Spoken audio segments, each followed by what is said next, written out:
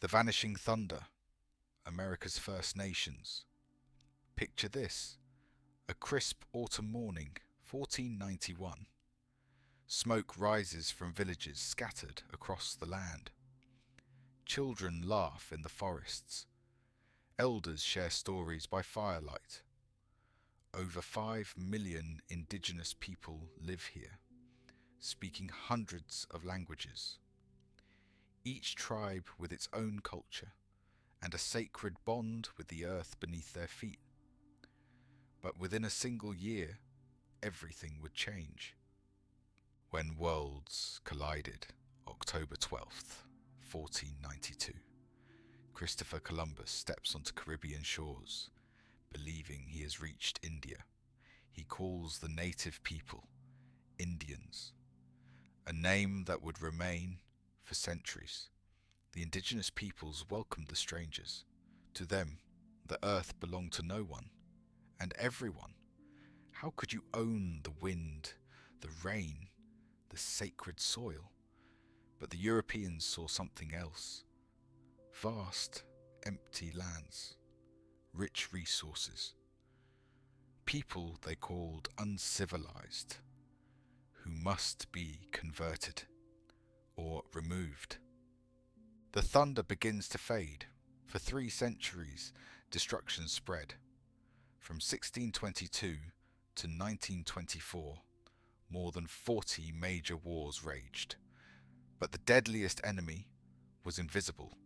Smallpox, measles, typhus. Entire villages disappeared overnight. Ancient bloodlines that survived ice ages were wiped out in a single season. And then came cultural genocide.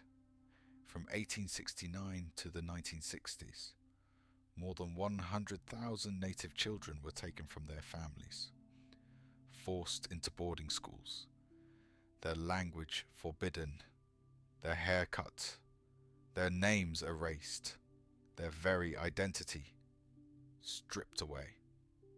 The Great Spirit's wisdom. And still, something endured. Native spirituality survived. A belief not in a distant God, but in a living spirit flowing through every tree, every river, every grain of sand. We do not inherit the earth from our ancestors. We borrow it from our children. The sun dance, the powwow, the ghost dance. These were not just rituals, but reminders of life, death, and rebirth, of the eternal web that binds all living things. Thunder in the distance today.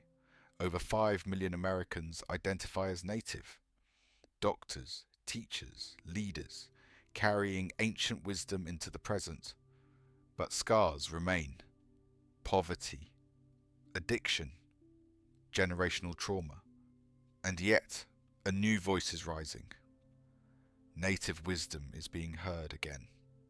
The thunder returns.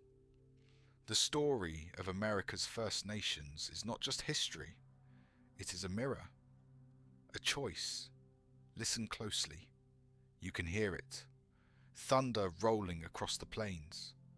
Not the sound of war drums, not of storms, but the heartbeat of the earth itself, carried in the wisdom of America's first peoples. The thunder never vanished. It has always been here, waiting for us to listen.